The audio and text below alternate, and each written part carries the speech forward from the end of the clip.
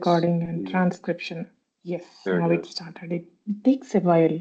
I don't know if that is a computer thing or I don't know. But hey everyone, welcome and good morning, good afternoon, good evening from wherever you are joining from. Welcome to Cloud Data Driven User Group. This is a virtual meeting, like you know. And a few words about the data driven community. We have two different branches. One is Future Data Driven Summit, which is going to happen in the next month, 24th. Date is 24th. If you did not register for it, I will put the link in the chat in few minutes. Please go ahead and register. It's a day-long conference. So many speakers coming from Microsoft, MVPs, and we talk about a lot of different technologies here, cloud, on-prem, SQL servers, Power BI, whatnot. So, and then we have the cloud data-driven user group, the one that we are seeing today. It's a virtual user group. And for more information, simply check the community website. I will add the link in the chat in a few minutes. Scroll down the page a bit to see the upcoming events. On the left side of the page, you can notice the information about the Future Data Driven Summit 2025. This is an annual joint conference we are leading and running with multiple data platform user groups as our partners. The second branch of the activity we run are the weekly meetings like we are having today. And you are more than welcome to contact any of our community board members here, Jean Joseph, Ronan, and Dipti, myself. A little bit about me. My name is Dipti Goguri. I'm a database administrator and also a Microsoft Data Platform MVP. I'm a third co-admin of the data-driven community, and I will be hosting this session today. You are more than welcome again to contact any of the board members. Jean Joseph is a founder and the secondary co-administrator. Ronan is the primary co-admin of this user group. Together, we are here to help and serve the data platform community.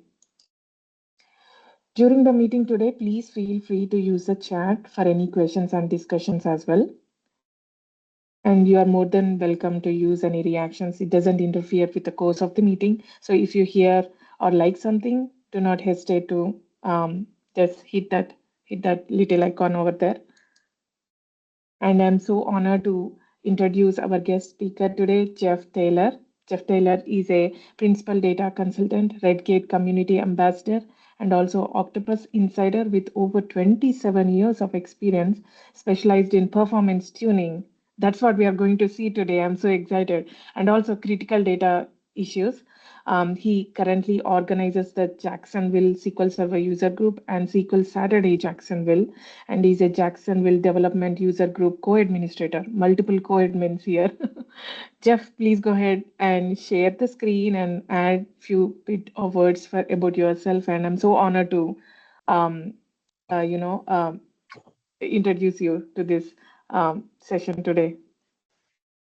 Awesome. Well, thanks for having me. So I just noticed that I probably should have changed one of my slides because we actually just rebranded our user group name to Jax Data. So we had made that change to try to expand that inside of the community to, have a better reach in our community. So that's something that we've just done, which is getting actually a lot of good feedback, good support. So we're happy about that change. So yeah, so a little bit about me. I've been working with SQL Server for 27 years now. I started back in SQL Server 6.5 and have worked with every version of SQL Server since then. And so I'm really excited for some of the new features that are coming out in SQL Server 2025. The last few versions have been pretty impressive as far as some of the new features that have come out for performance. So some exciting things coming up. So here's my slide. There's my LinkedIn, my email, and I blog occasionally as well. Whenever I decide to tune databases, I like to put on my superhero suit here, thanks to Pure Storage, they had a AI booth out at Past Summit a few years back, and had a little fun with that. So there's my alter ego when I decided to tune a database. Hope you enjoy that. All right, so today we're going to talk about how to tune multi-terabyte database for optimum performance. And a few questions to get started. And you can push this in the chat there if you want. I just like to try to get a sense of who's on the call so I can kind of tailor the session to you. So what is your current role? How many, who's a DBA here or DBA architect here in the chat right now? You just want to punch into the channel there, into the chat, and let me know what your current role is.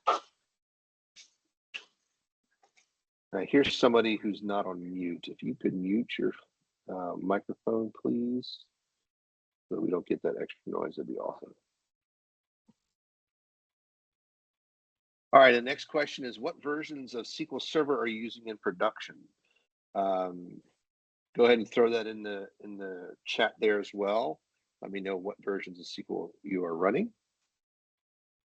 The next question is, what editions of SQL Server are you using in production?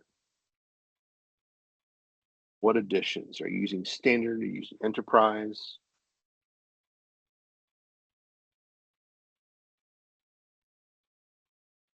See a bunch of chat items coming up. We have some DBAs, data engineers, app DBAs, database developers.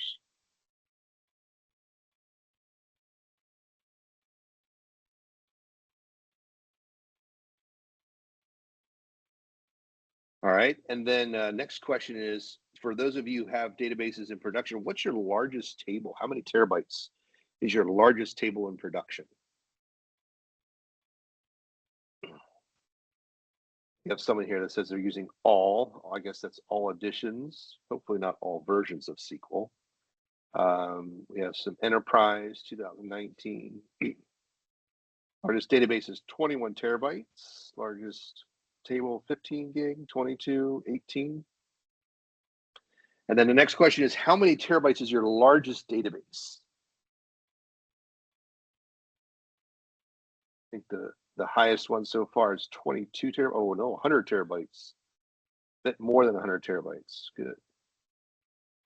Nice big database. All right, so we're going to talk about some of the problems my clients have encountered that we've handled.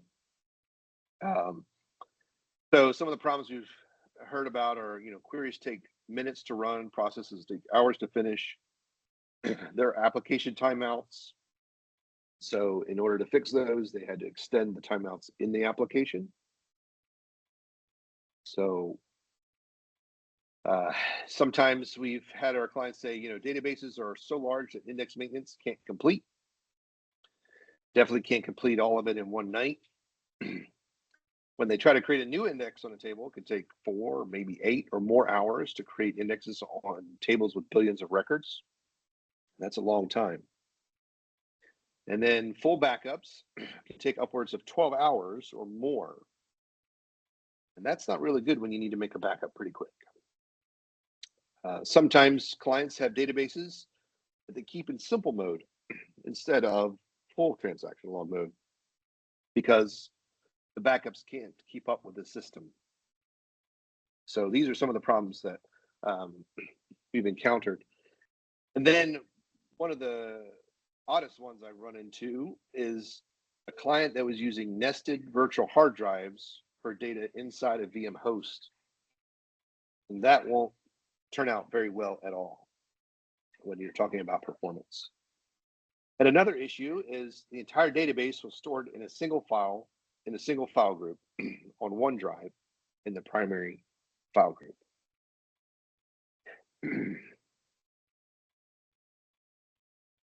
So first things first, what do you need to do when you have issues like that? You need to hire a DBA. Preferably one who knows servers and storage. And then another option is to move to Enterprise Edition. For those of you who are in Standard, some of these features are available only in Enterprise. Now, more of them are available now since SQL Server 2016 Service Pack 1. So keep that in mind. If you have older versions of SQL Server, you may not be able to use some of these features. All right, so the agenda today, we're going to talk about reviewing your configuration, how to test your network, your server, and your SAN performance. We're going to talk about how to determine what kind of data you have. We're going to talk about determining, what criteria and filters you should use for your queries. We're going to talk about reviewing and adjusting data types and data sizes. We're going to talk about how to move and fix the data in its logical and physical structure. And then we're going to talk about how to release the unused space in the primary file group once you make all of these changes. So if you had to put out a fire, would you rather use a garden hose to put out a fire? Or would you rather use a spillway? If you had to move a lot of water or a lot of data, you need a bigger pipe. Or better yet, you could probably move a few billion gallons with 4 spillways or 4 big data pipes. So first off, we need a better design. That's where it all starts. So you need to review and test your current system to kind of know where you're standing. Then you can determine what course of action you should take and where your bottlenecks may be. You need to review and adjust your infrastructure design, because infrastructure, your database is only good as your infrastructure, right? If you have a slow infrastructure, you're going to have a slow database. And then you need to dive more into the development and architecture of the database itself and looking at data types and data sizes, because there's a lot of space that is wasted or used in your system that you could save easily by just changing those. And then you need to think about creating logical separation and physical locations of your files, primarily on-prem or in virtual machine instances. These are critical. All right, so to measure throughput, first thing I like to do is measure my SQL Server I/O for each database to see what kind of latency and what kind of throughput is happening. So I have this query here that you can grab from my slides once we share them.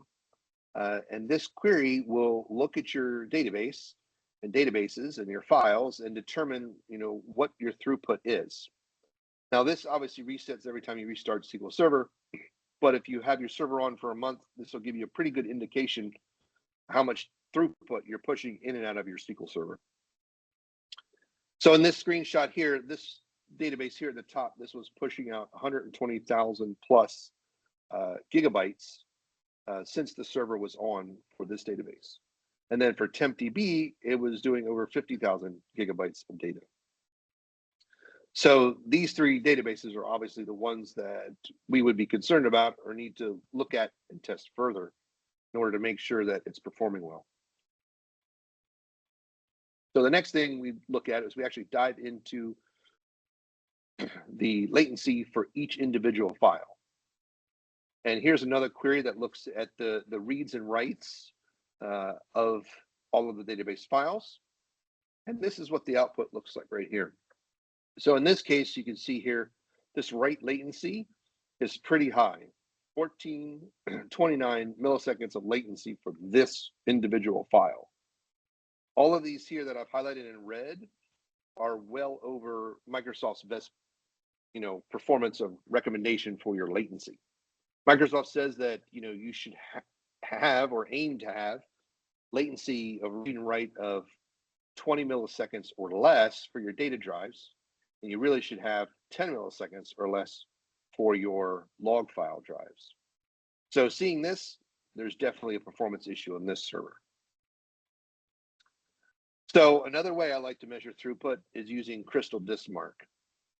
If I want to do a quick test to try to get an idea of how fast data is transferring between SQL Server and the SAN or your data drives, I'll throw this up on the server and look at it.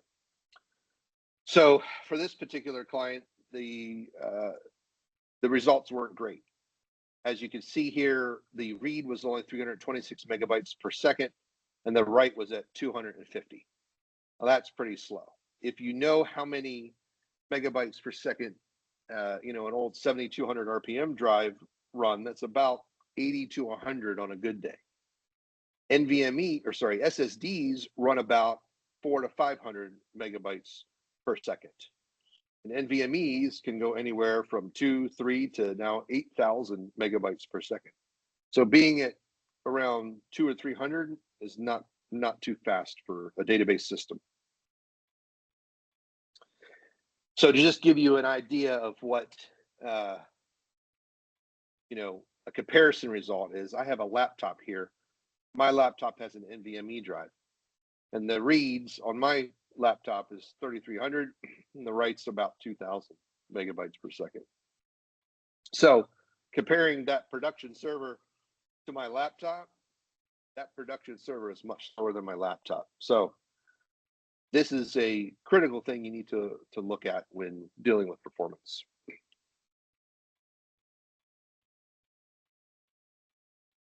So I'm going to jump ahead here a little bit to just kind of show you comparison of what happened after we were finished.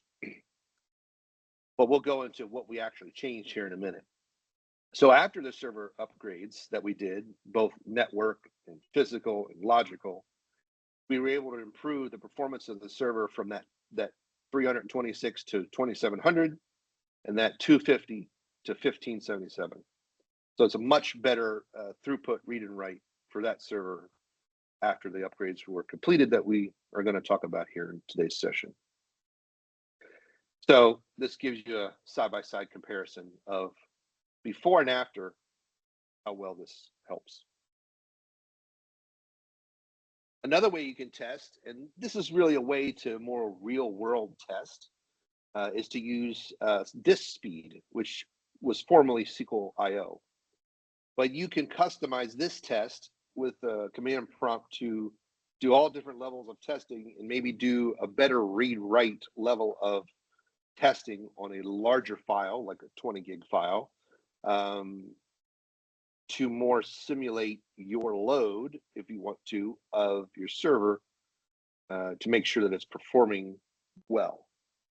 So there's a lot of different options here. I'm not going to go into that, but essentially you could do like read-only, write-only, read-write combination. You could specify how many threads you want to use. You can really put some load on the server to test your drives. You can also specify how long it's going to be, what your byte size is, and how big of a file you want to use.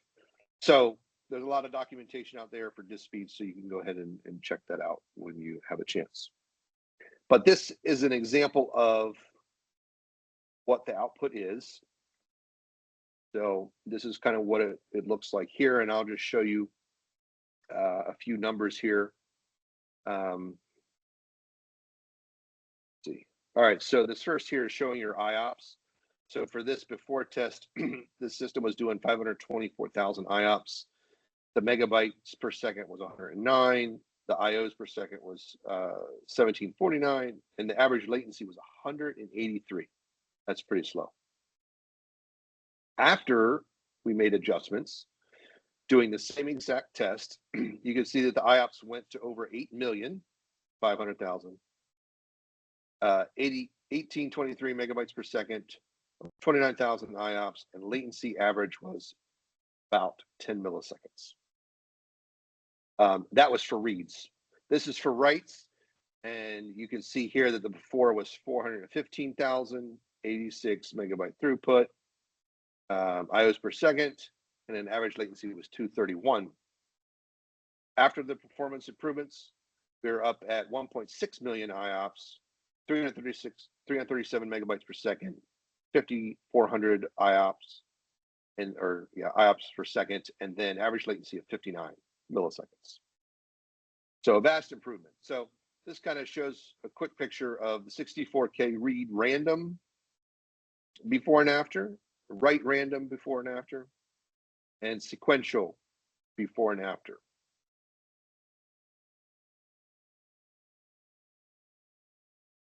So you can do these tests on your system now and then go to your infrastructure, go to your manager and say, hey, this is the performance issues that we're having.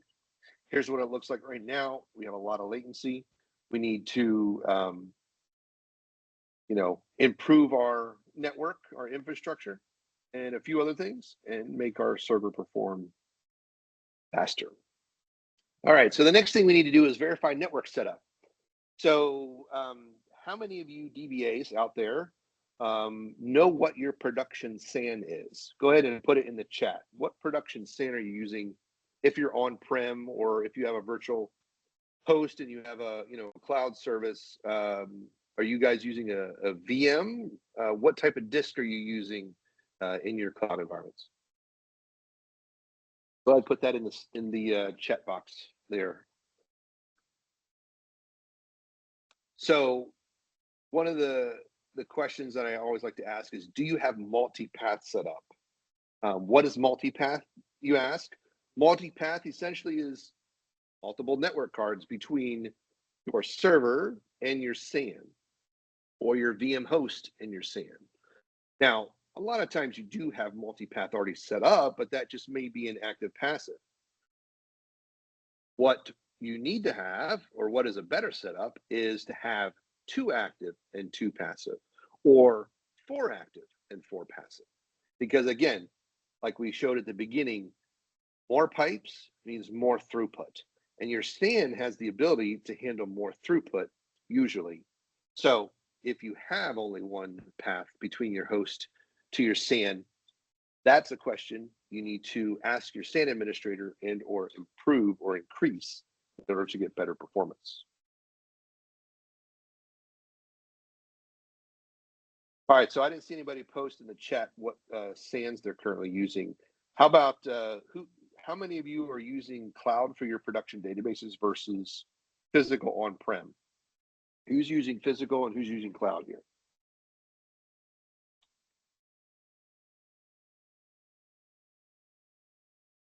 Are any of you that have 10+ terabyte databases, are you in the cloud, or are you guys still on-prem?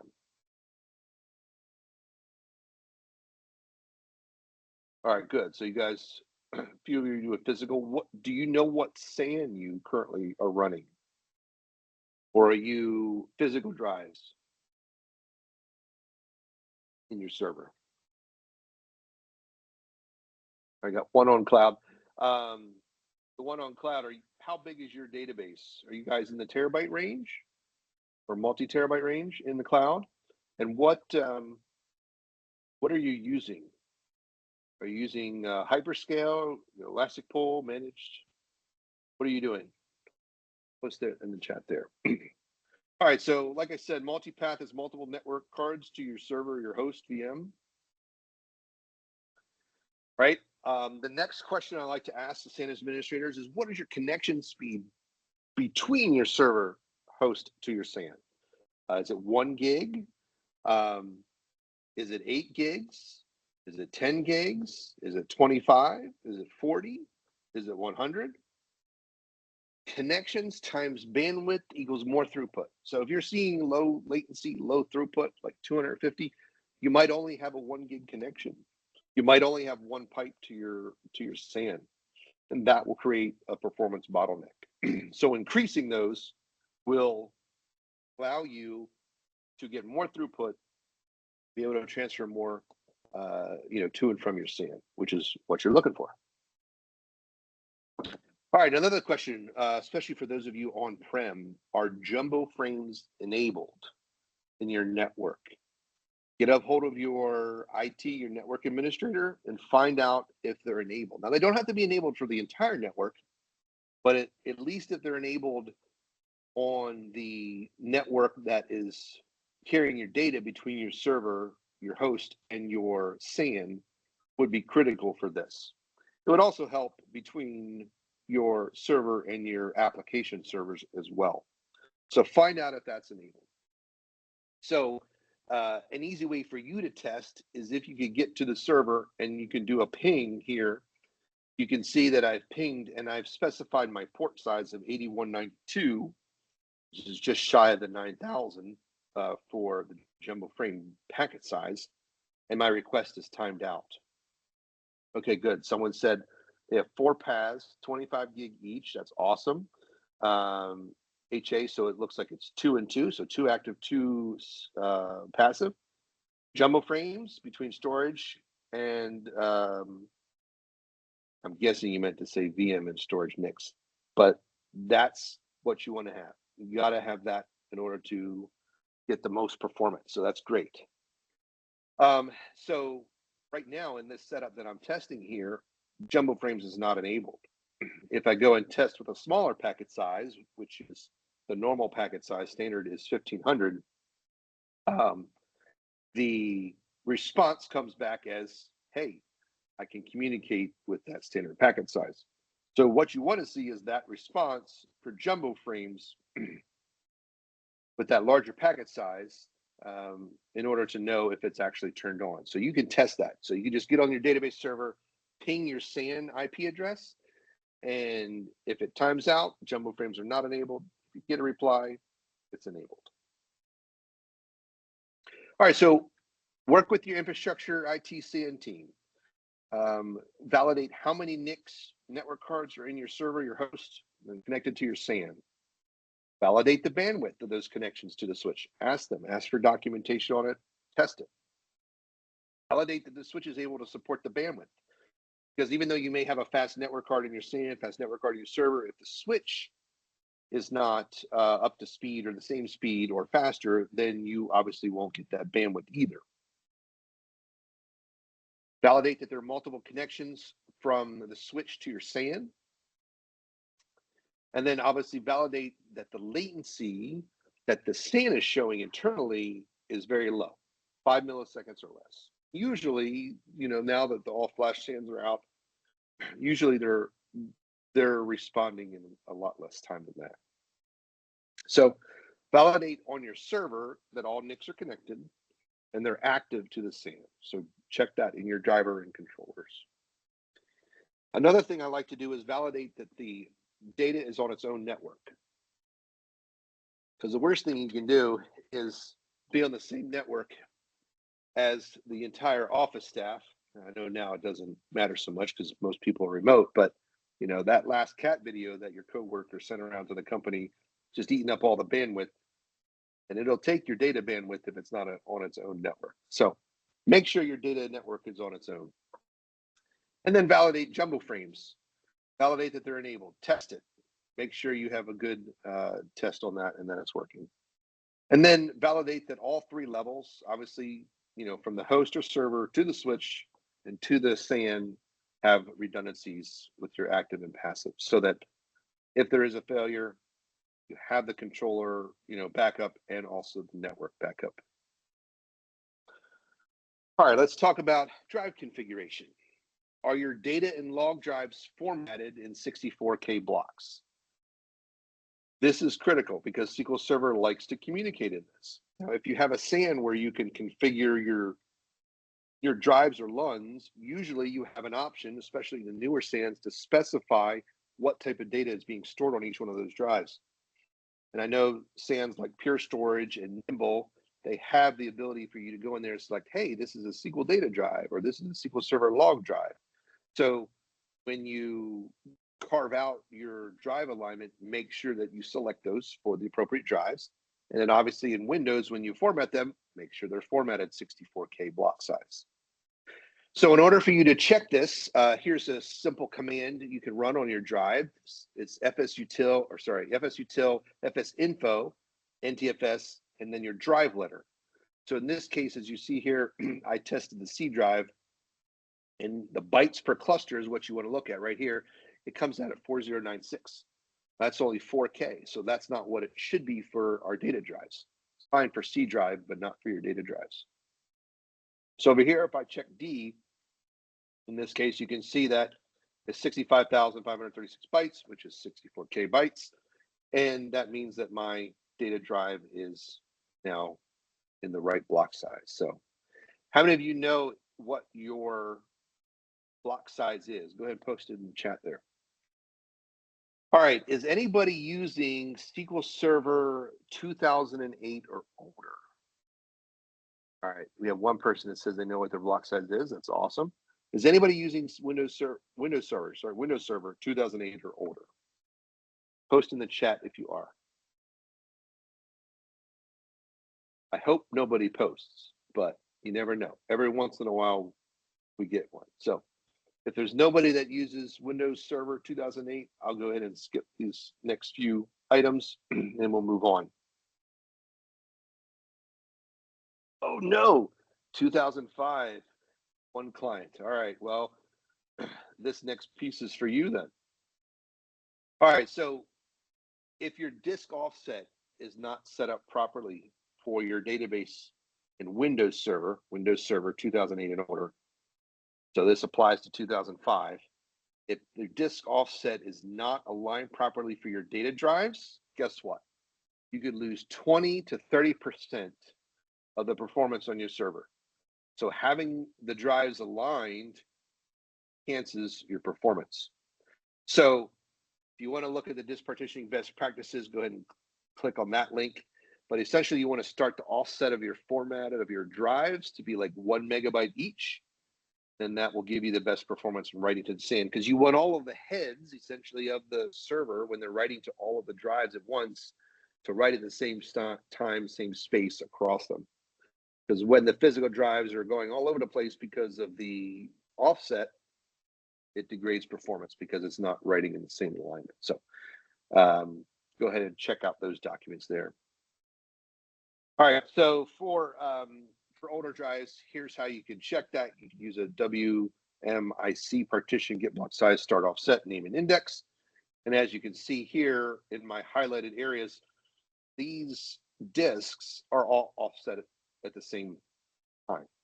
So that's what you're looking for. As long as they are all at the same offset, then you're perfectly good to go. If you're not, you're going to have to, unfortunately, reset those, which means you have to remove everything off, format it again, put your data back on in order to get that performance improvement.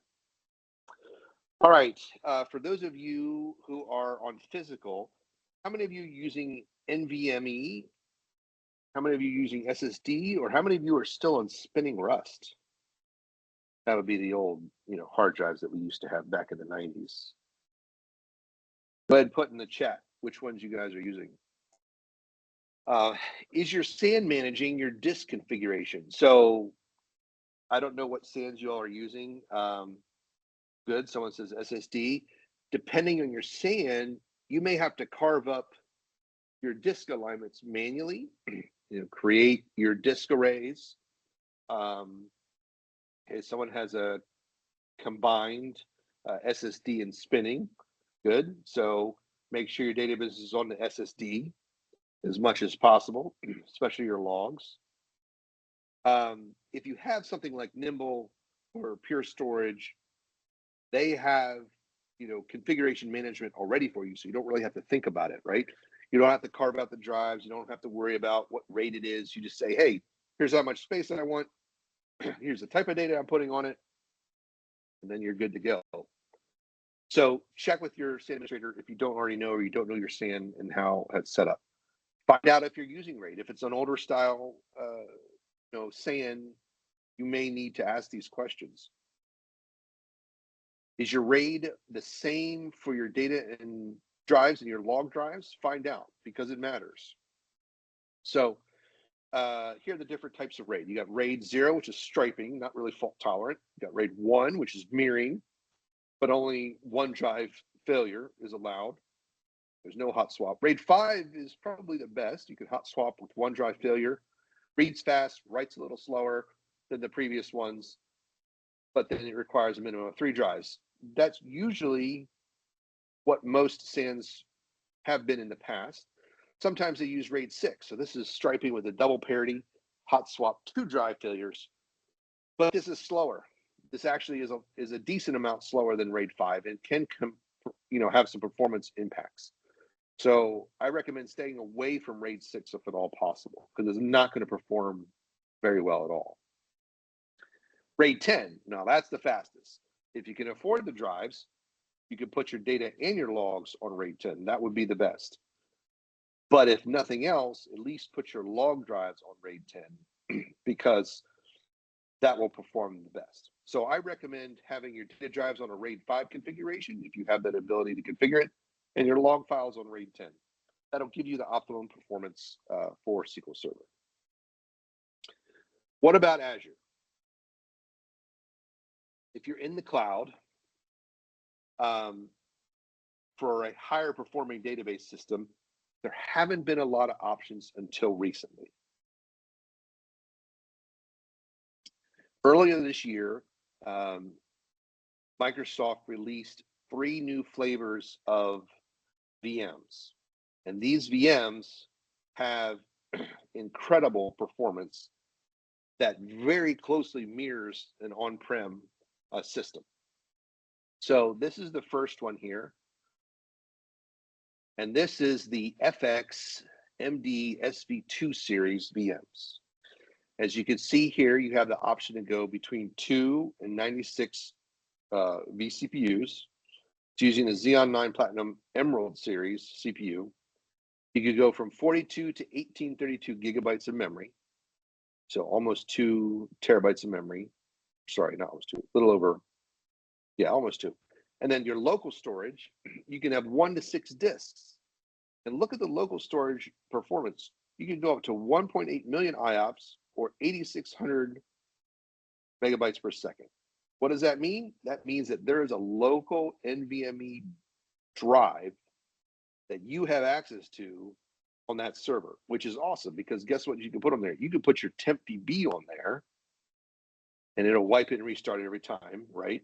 Which is fine for tempdb, but that's pretty fast. So that's essentially having that same physical server in the cloud.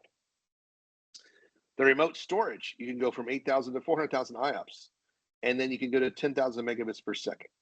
Finally, there's a server that can go fast in the cloud.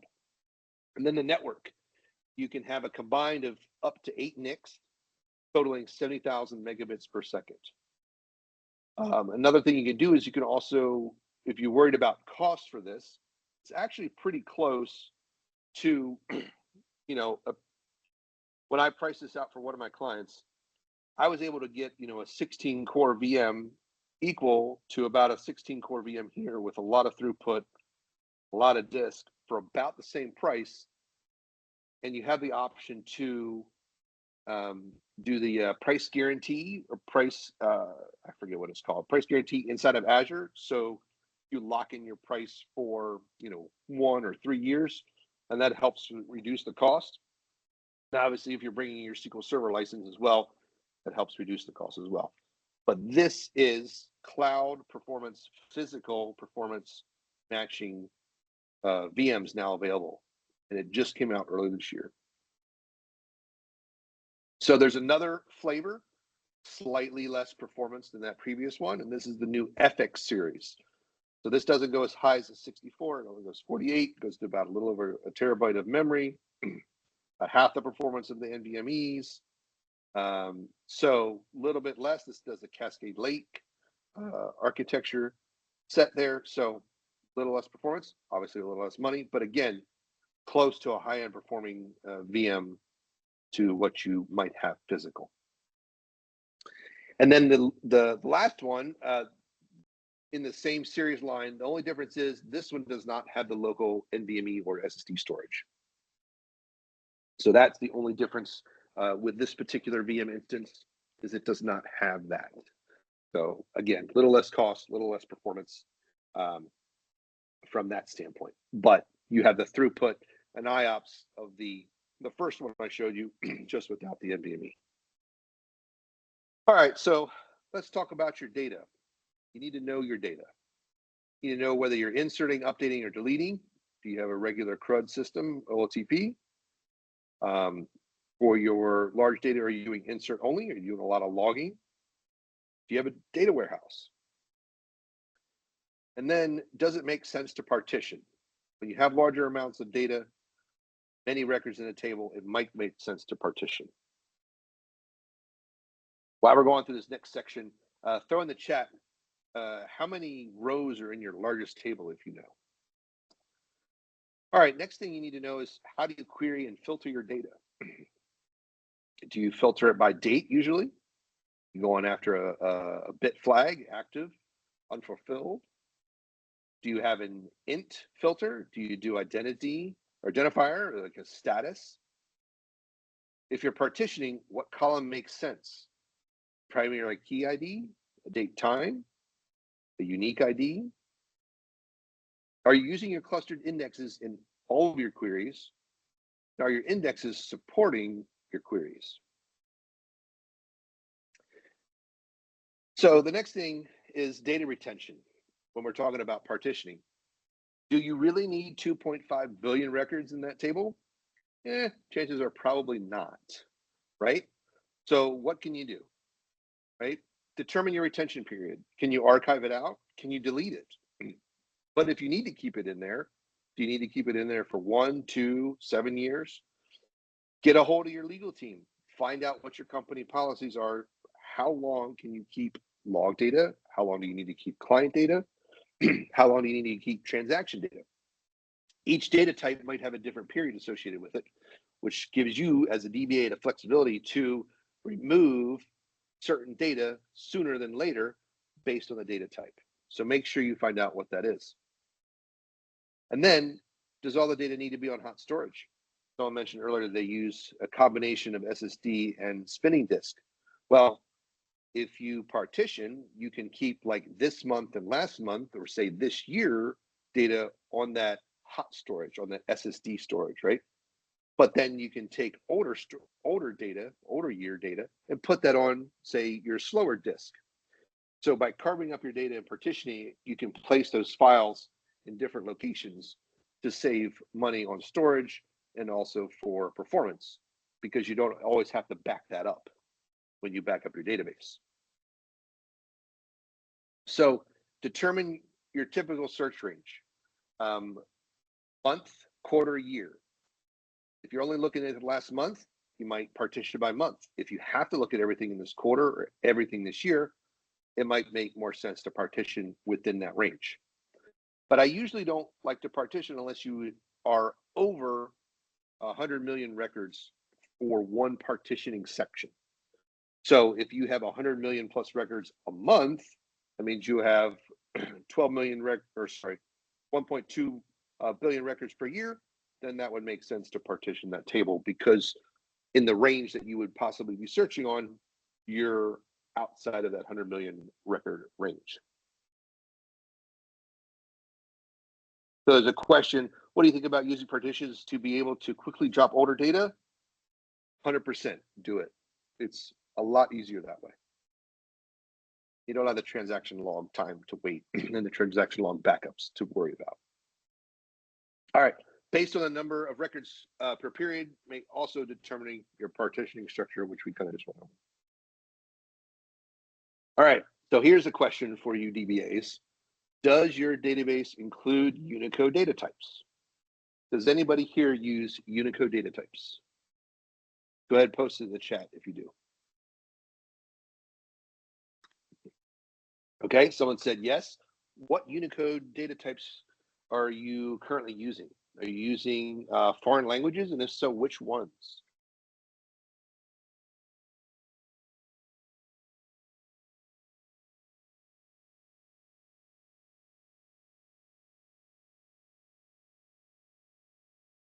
All right, so what are Unicode data types? nchar, nvarchar, ntext. N stands for national language. So English is not necessarily a national language from this standpoint. So if you have just English or Spanish or a few other languages, you don't need to put that in national language Unicode column data type. Do you really need the Unicode characters? Maybe, maybe not.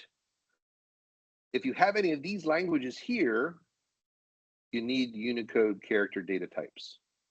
But if you don't, then you don't need them.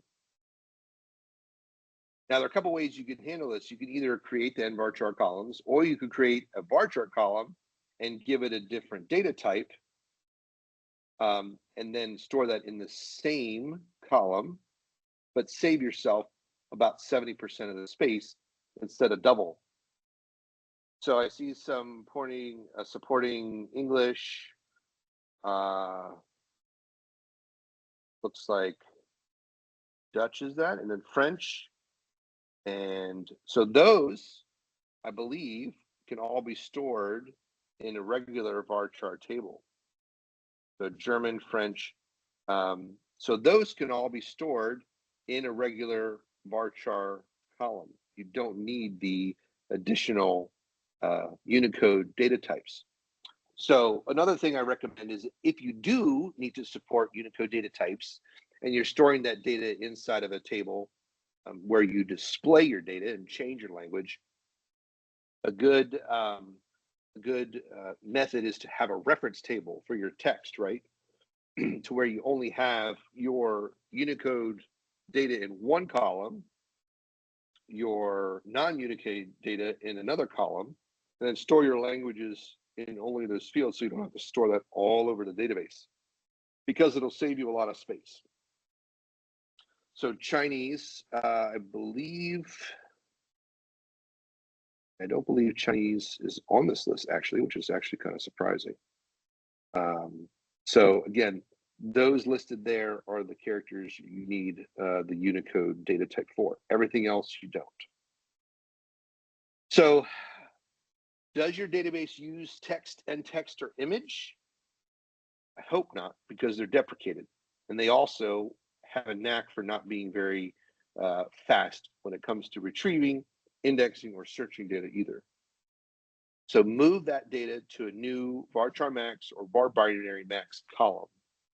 And we'll talk about how to do that later. Just changing the data type won't help performance or space savings.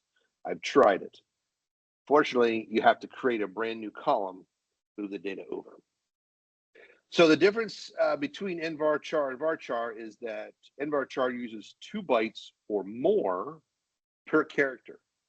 Varchar only uses 1 byte per character. So if you have a table of, say, let's see, 600 million records, your data size would be currently 34. Sorry, so this test here, I have 34 characters, and then I have 17 characters, which is the length of this, right? So right here, if I just did a data length on this, this is 17 as a varchar. If as an nvarchar, it's 34. Now multiply that times 600 million records, and if you use an nvarchar data type, you're going to be at 18 gigs for just that one column. If you were to take that and convert that to a varchar column, it would only be 9 gigs of data stored in that table in that one column. So going nvarchar to varchar makes a big difference. And this also applies to all of your indexes, all of your backups, all of your restore time and transfer rate. Makes a big difference if you have a smaller data type. So let's say we were to fill out the entire, in this case, I have an nvarchar 4000 and varchar 4000. That's 8,000 bytes or 4,000 bytes, right? Guess what that equals out in a 600 million row table?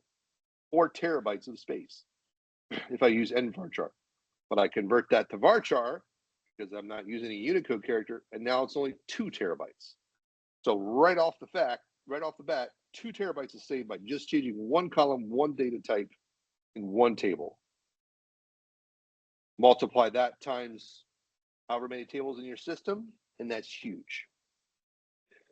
So some developers like to use big int. Sometimes you need to move to big int because your identity column is out of character room, right? Out of numbers, because you started out with int. Well, another option is you could actually start with a negative max int, and it gives you twice as many values. You could also convert it to small int if you wanted to, because it only uses 2 bytes, or tiny int if your values are under 255. So if you know you're going to need a lot of values in the table, when you're designing the table, consider going to negative max int. It gives you a total of 4.2 billion rows, right? Twice as much space. You can do the same thing with small int as well. So let's look at the size difference here. So if we were to take big int, small int, and tiny int, here's all their sizes, right? So 8, 4, 2, and 1, how many bytes per row. Do a comparison of 600 million records. Let's go over here. Whoop, let's go over here. So this is about 4.5 gigs. This would be 2.2 gigs, 1.1 gig, and about a half a gig, right, of space for 600 million records. So again, keep in mind, if you have an identity column as a big int, you're storing double the space for your clustered index, but also every other index that you're using as well, if your primary key is big int. So if you can get away with starting with negative max int and only have 4.2 billion records in one table, that'll save you about 4.3 gigs of data. All right, date time and date time 2 difference. So date time came out, obviously it's been around for forever, but only has 3 precision, and it takes 8 bytes of data. Date time 2 came out, and now you have a variable precision, 0 to 7, but you also have a variable size from 6 to 8, and a little more accuracy. So the default precision is 7, and that takes the full 8 bytes. 6 bytes for precisions less than 3, 7 bytes for precision 3 and 4. All other precisions require 8. So if you were to just say take date time 3, if you notice here, the date time up at the top here is 8 bytes. Take the exact same timestamp down here, which is date time 2.3. You've saved 1 byte just by converting it to the same date time 2 column. That may not seem a lot, but if you have one or multiple date columns in tables that you have hundreds of millions or billions of records, that's a byte for every row that you've saved, which adds up over time and throughout your tables. So again, if you had a table with 2.5 billion records in it that had 2 different timestamps, that would save you 5 gigs of space for just that one adjustment for one table. So here's a test with 600 million records. Again, you can see the difference. It's literally the same exact seconds, milliseconds. And then here's a 0 with just seconds. And here's seconds and milliseconds with date time 2. 8 bytes for regular date time, 6 bytes for just the seconds, 7 bytes for exact same in date time 2. Again, 4,500 megabytes for date time, 3,400 for date time 2 with just seconds, and then 4,000 for your date time 2.3. So you could save 500 megabytes for 600 million records just by converting the data type.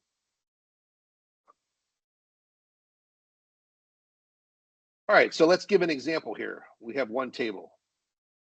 We created date time from 8 to 6, modified date time from 8 to 6. Order date, you can go from 8 bytes to 6 bytes with the date time 2, or if it's just the date, you can use the date data type now. And the date data type size is only 3 bytes. So you can cut that even at 5 bytes, right, for that. Fulfill date, again, 8 to 6 or to 3. Return date, same thing. I don't know if you can figure out this is an e-commerce table. We converted an nvar from 8,000 to 4,000. One table, 600 million rows, 5 date columns, went from 20 gigs down to 5. One nvar went from 4 to 2 terabytes. So over 2 terabytes of saving for that table. Now, multiply 2 terabytes by however many tables you have that are over, multi-million or billion record tables. It adds up.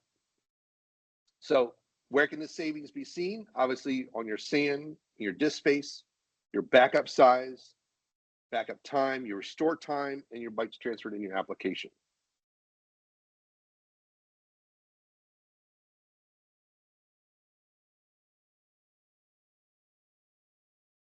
All right, so how do we do all this? So the first thing I like to do is turn on instant file initialization. So before we do any sort of migration, turn that on because we're going to be doing some data moves, creating file groups, and we need some space and we need it quick. Why? Because it'll speed up the file growth on disk. So by default, it will write out the files, and it'll take a long time. So turning on INI or IFI will actually make that happen in an instant.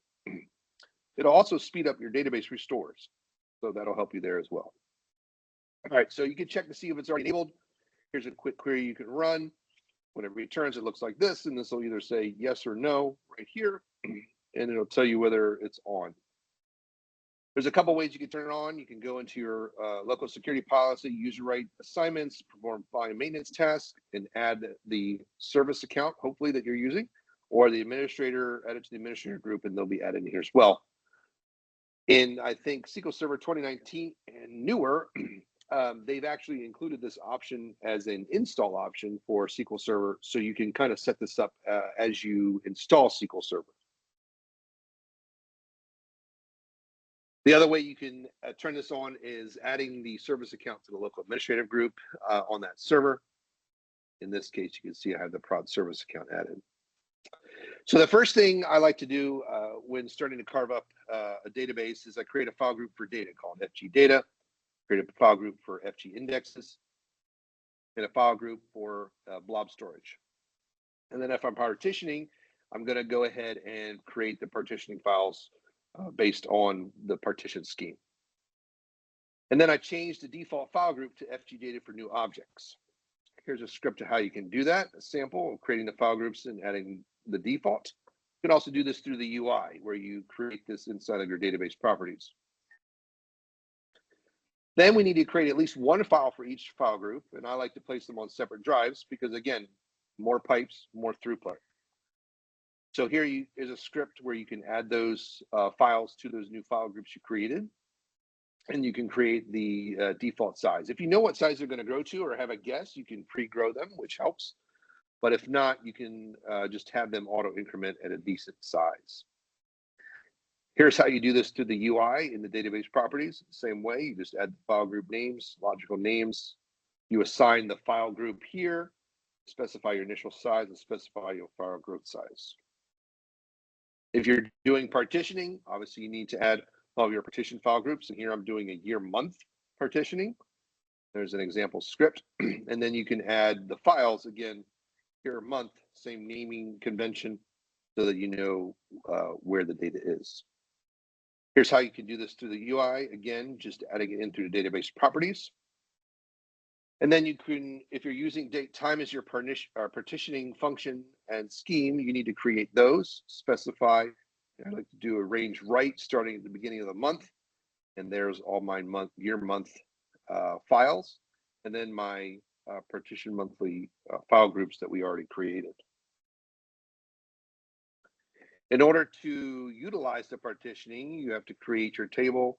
I like to also add data compression at the page level, which again helps the data be smaller footprint as well.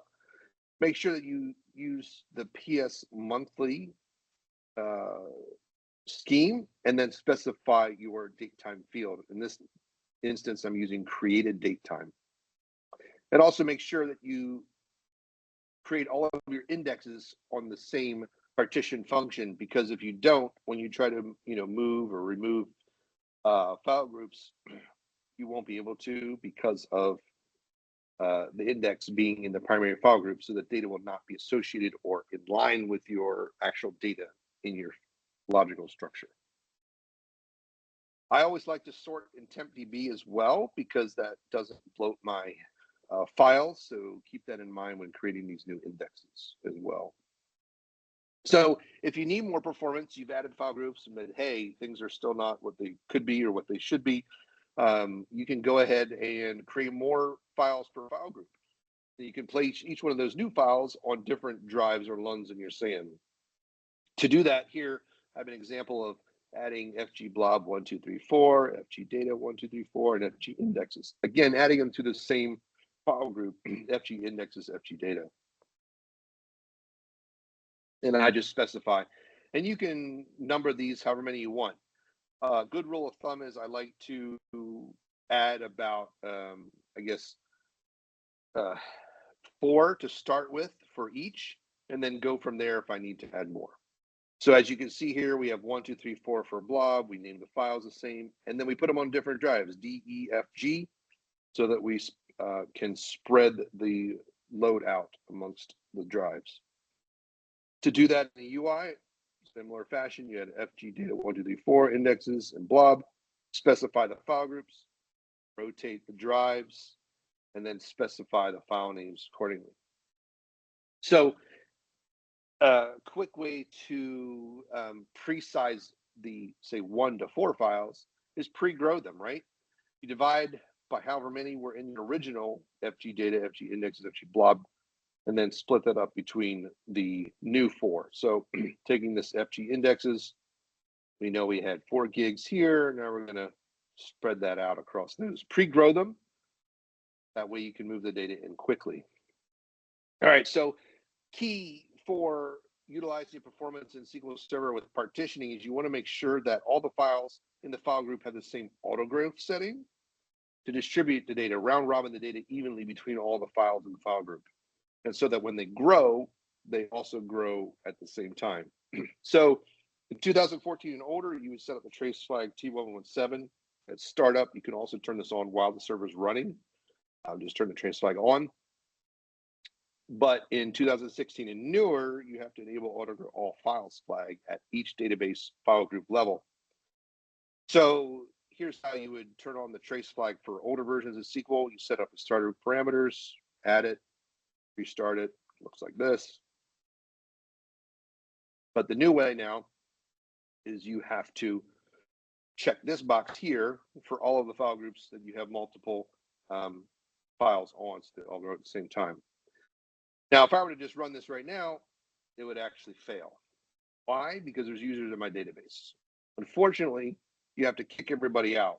So here's a script to find out who's in your database.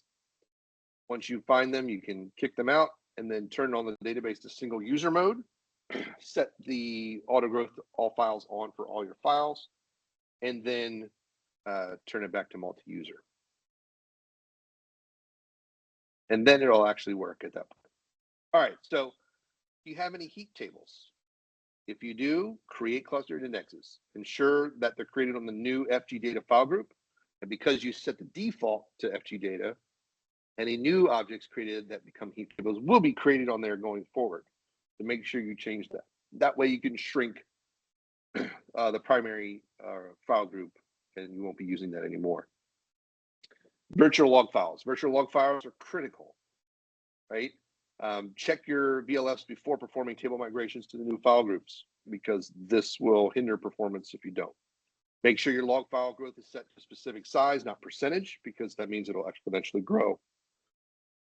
Make sure your growth size is large enough not to create too many VLFs. Microsoft recommends 8 gigabytes for your log file growth size. That will create the minimum amount of VLFs. So this will increase not only performance of your transactions, but your backups and your restores. Makes a huge difference. So here's a script I like to use by Pedro Lopes. You can grab that off his GitHub, or I guess Microsoft's GitHub. And it'll show you here, it'll show you how many actual VLFs your database has. This database here is way too many. So go ahead and clean that up, because the potential should only be 48, and it'll be much faster when you're done. So in order to relocate your blob storage, you have to create a new table. So you have to create a new table, copy the data to the new table, check your record counts, and drop the old table, and then rename the new table. And the reason why you do this is because the only time you can specify your blob storage location is on the creation of the table, unfortunately.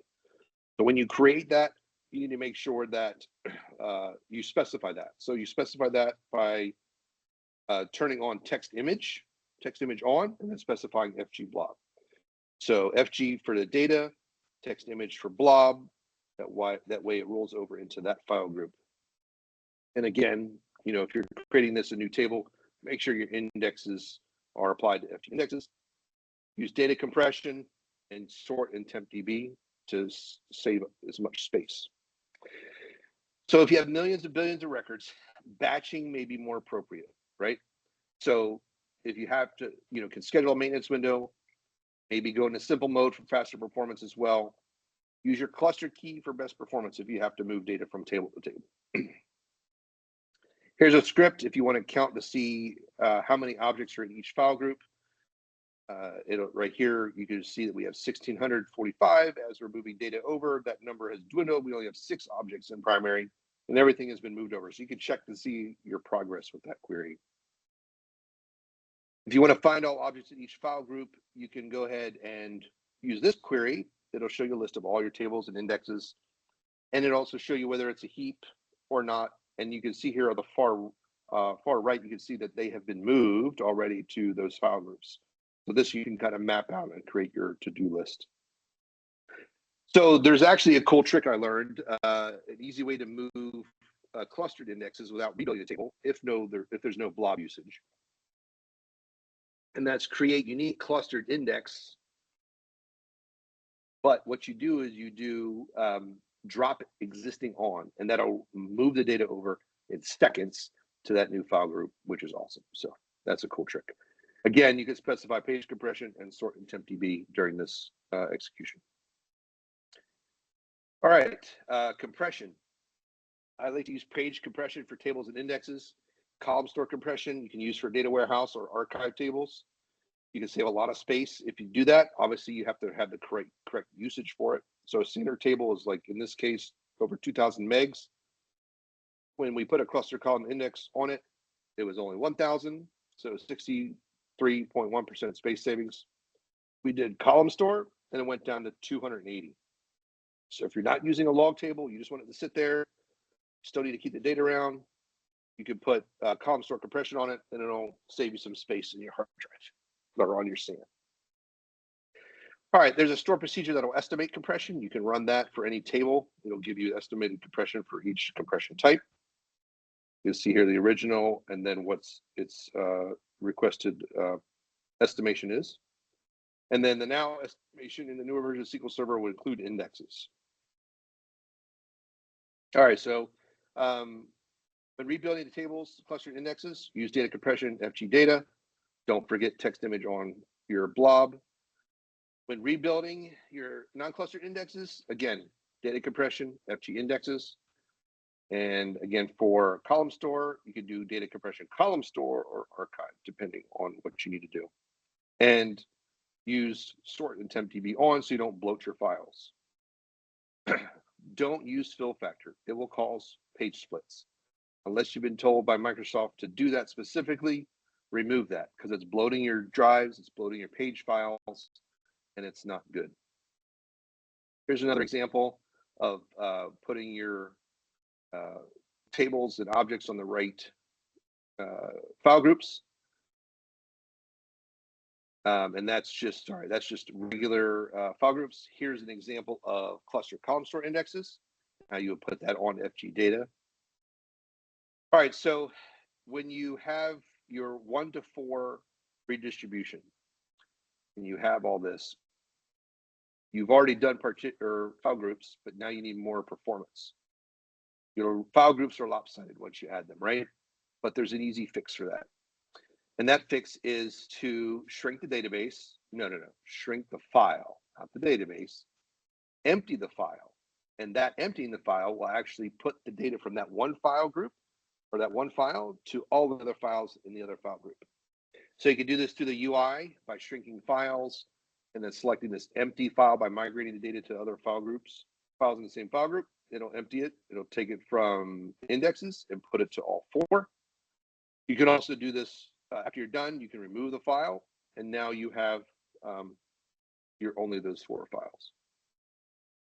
All right, so for fixing data types, break the new column, copy the data to the new column. Check that the values match 100%, and then you can drop the old column and then rename it. For cleanup, the only thing you have to do is shrink the primary file group. You can shrink that, and if all the user objects are out of it, truncate only will clear that file and reclaim that space quickly. You can do that through the UI as well by releasing unused space. So for the things we talked about today, the overall performance that we encountered, the results, the database size was cut in less than half of the original size. We went from over 4 terabytes to 1.5 terabytes. And then we added in data compression, and then we got the database down to 500 gigs. We had a single file now spread across multiple disks. We went from 100 milliseconds of latency down to less than 20. Our backup and restore speeds were cut in half because we used compression data types and IFI. Our throughput went from 200 to 300 megabytes to over 2,000 because we did multi-path jumbo frames. It went from a 1 gig to a 10 gig fiber or Ethernet connection. Here are some resources about data types and sizes. If you want to grab that, talks about the differences there. And then if you have any questions, willing to take some questions.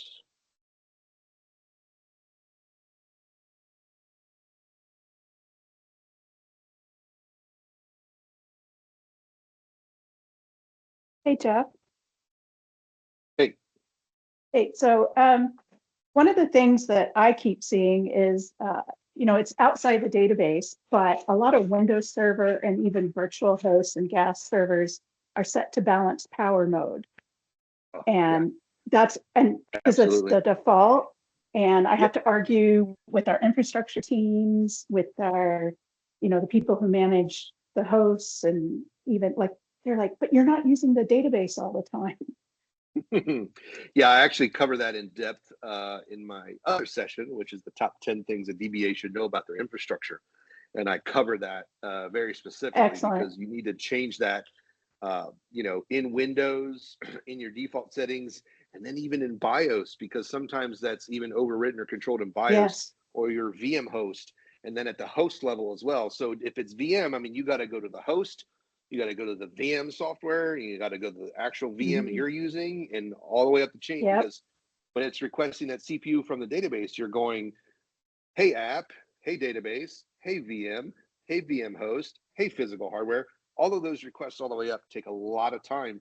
And if that CPU isn't 100% on that server all the time, you now have that delay as well for the performance. So you're sitting there waiting for more resources every single time you ask for CPU, and it's just not good. Yeah, great.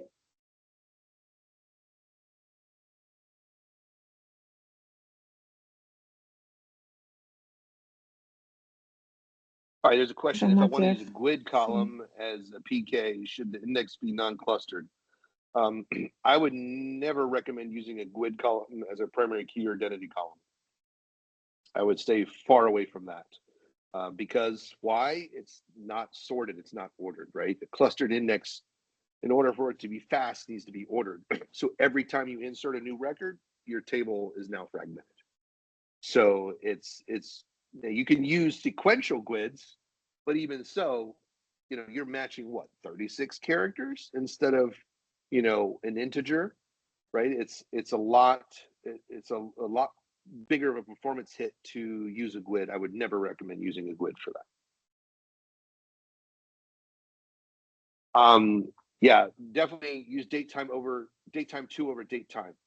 Not when it fits, just period, right? If you datetime 2 with 3 precision is exactly the same as datetime.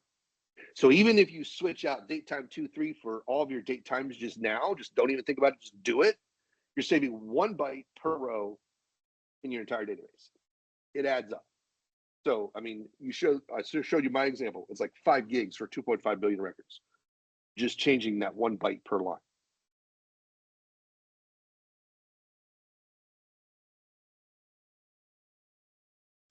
So there's a question about CPU overhead for page compression compared to none. It's very minimal, if any, that you would see. So I would say maybe 2-3%, but in all the scenarios that I've used it in, which is a lot, I've never had that be an issue. I've had many other performance issues that much outshadow that. So if you're using enterprise and you have 8+ CPU, utilize page level compression. Okay, sure. So let me, someone asked for the resources. There's a resources page again.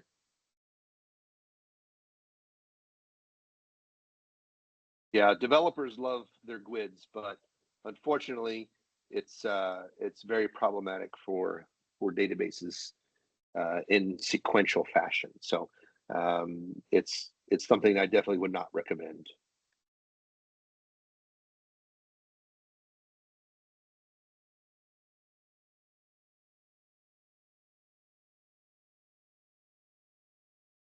Well, thanks everybody for attending. If you have any more questions, again, feel free to reach out to me. There's my Hi, LinkedIn Jeff. profile. I do blog occasionally, and my email and Twitter is there as well. I see someone Just has a one hand more. raised. Manish, you have Hi, a Jeff. question? Yeah, I have one question. Can Hmm? I borrow 1 more minute of? Sorry, what was the question? Yeah. So, Jeff, my question is like, suppose my if one of my database it has 4 big tables, right? And say suppose the table size is 500 GB each, so it's close to 2000 terabyte. Sorry, 2000 gigabyte. They're close to 2 terabyte of 2 terabytes of tables. Okay. Now, if I drop those tables, so I am expecting like roughly 2 terabyte space will be given back to the data drive. But in reality, what happens in even after index rebuilding job, the maintenance job, which happens every week in my system, I don't see that kind of space reclamation in the drive. So what is the best way I can get those drives? I can get those spaces back to the drive. Sure. So what you have to do is you have to shrink that individual file or that files in that file group. So Individual files. Okay. you should shrink it, and then you can reduce that file size. So let me show you this screen here. If I go back, so this right here, if you were to go to your primary file group or whatever you're shrinking, if you go here and click this next one, reorganize pages before releasing unused space, you can see the difference of how much available free space is up here versus what that number is. So if you click that second radio button there, and then you make, say, the available free space or the current space allocated versus the free space, like subtract that and put that there in the shrink file 2, and then run that script, that'll shrink that file down to that size. Now, Okay. So instead of okay. you would still need to do index rebuilds after that. I would recommend rebuilding indexes after that. But when you do that, however, make sure you do sort in temp DB is on, because what would happen is as you rebuild, SQL Server will lay out the index in the file group and then switch it out. You want it to lay it out in temp DB and switch it out. So make sure you do sort in temp DB, but shrink that file first, and then you can recover that space on your drive back to the OS.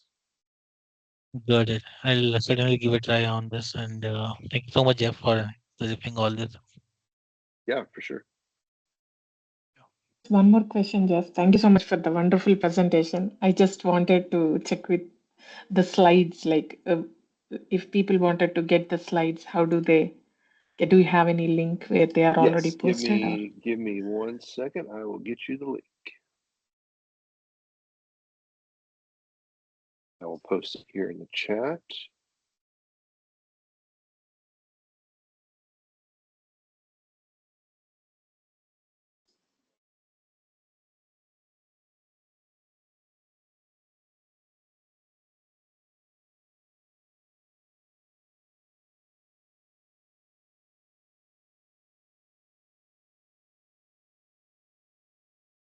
There you go. There's the slide deck. Thank you so much. Really appreciate it. And thank you everyone for joining this amazing session. I know all of you wanted to revisit this session again to view it. So we are going to upload it soon on YouTube, so you can come and visit again, review it. I know this content is amazing. Thank you so much, Jeff. Thanks for having me. Thank you. So if anybody don't have any questions, we can wrap it up for today and see you all next week.